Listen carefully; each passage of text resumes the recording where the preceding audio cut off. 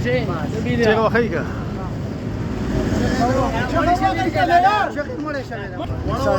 دیجی ها رنگ سپین زنده‌باد زنده‌باد تیرا یار میرا یار کیدی نمبر 804 تیرا یار میرا یار کیدی نمبر 804 نبی په تاثرات بیا تاسو ټول تاسو کوي بیا ورته وایي څه تاثرات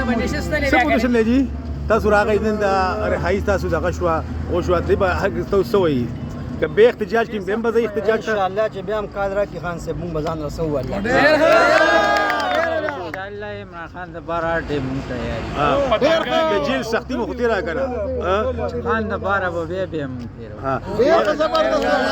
د پنجاب پولیس په اړه کې تاسو وایي پنجاب پولیس یو ډیر ظالم پولیس دی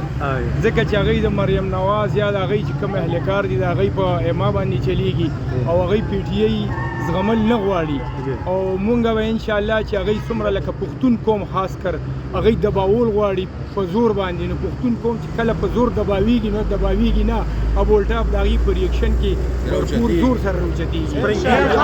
شاء الله تاسو کوړه جوړ کا بدل نه ویل کوی خورا ولا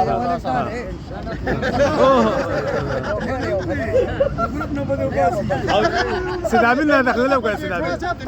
تاسو وایي صدر صاحب تاسو وایي پیدل راتلو په بار استقبال څنګه تاسو د پته وا چې زمونږ د مرګي د نن 35 ورځې وړاندې په اسلام آباد کې گرفتار شوی وو خدای د عمران د پاره تیریو د عمران د رخایې د پاره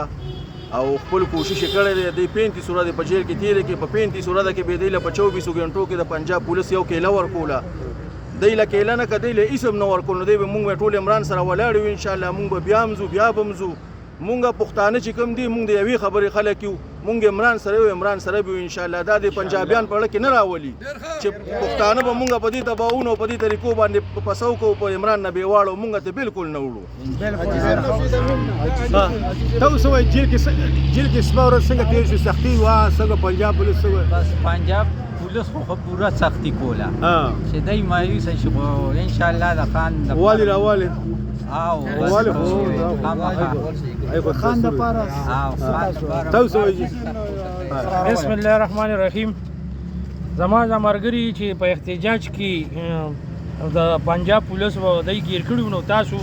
د دې میډیا په ذریعہ یو پیغام ورکوم کله چې په ورځ باندې احتجاج وشو نو احتجاج 3 بجې ختم شوی او د شپې 10 بجې نیولیو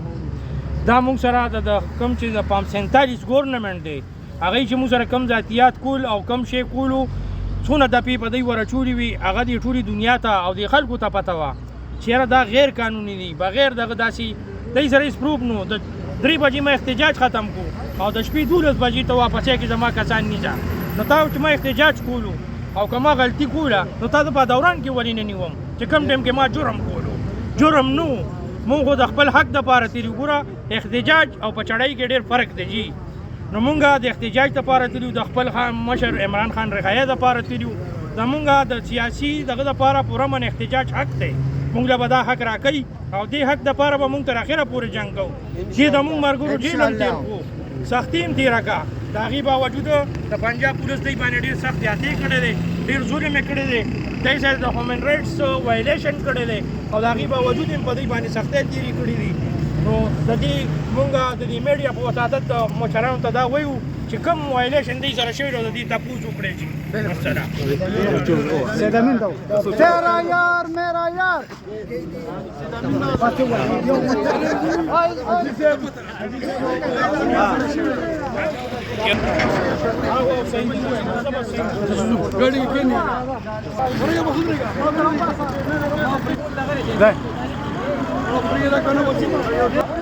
يا ورا